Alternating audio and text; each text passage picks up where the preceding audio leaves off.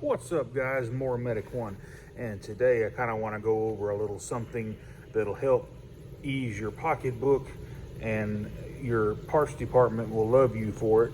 And let me show you what I'm talking about. I have a Stihl FC95 on the bench. It is a straight shaft curve edger. My dilemma here is I need to replace this gearbox because they have worn through the gear housing and it's just no good. If you buy just the gear housing, just this piece with nothing else attached, no guard, no wheel, no nothing, it's very expensive if you buy just that part. However, as you can tell, I need a guard, I need a wheel, and let me show you how to get this assembly without ordering 500 different parts.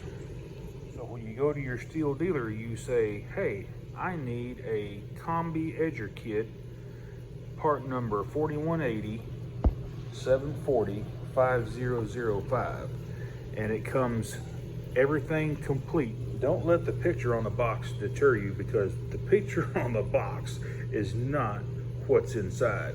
This part number right here, 4180 740 5005, is the complete gearbox for a straight shaft Stihl edger. As we can tell right here, this is for the straight shaft, and it comes complete. Gearbox already attached, wheel, guard, nut, blade adapter, ready to slide on your dedicated FC95 unit. It also comes with the tool for the blade and a nifty little safety glasses. Comes with a new blade and the shaft, which you won't use. And let me tell you what you can do with the shaft. If you're an eBayer, people buy these shafts like crazy. So you could resell this shaft and get probably a quarter of your money back. I see these shafts going on eBay for $65. I don't understand that.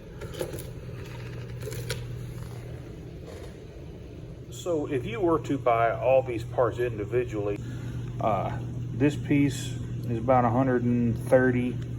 The guard is another 25, I believe. The wheel is 15, 10 to 15, just depends on where you go.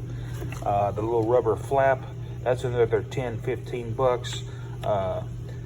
Normally you don't have to replace this bracket, but also another feature, another good reason to buy it like this is that you don't have to disassemble all the old parts. You don't have to take none of the screws out. You don't have to swap any parts over to the new head. You just throw this on your trimmer, your edger, and you're good to go. All right, so whenever we go on with this new head, I like to be able to pull this shaft out a little bit, and if it needs to be greased, let's grease this shaft while we've got it out. This one's already good to go.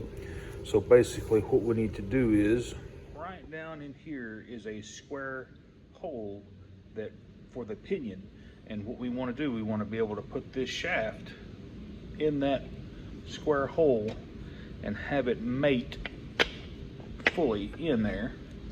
And you could verify this by turning the edger, and that's going to spin the shaft.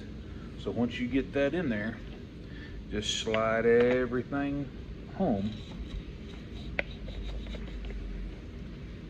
and then tighten your nut. Here's the number one mistake people make when putting these heads on: if they don't go far enough. Hey, if this money saving tip helped you out and you're able to save some money, and that is my ultimate goal here. And hey, if this content helped you out, please hit the subscribe button and smash that bell to get all my new videos. Y'all have a good Monday. More Medic One. Alrighty guys, hey, if this money saving tip helped you out, please give me a subscribe button.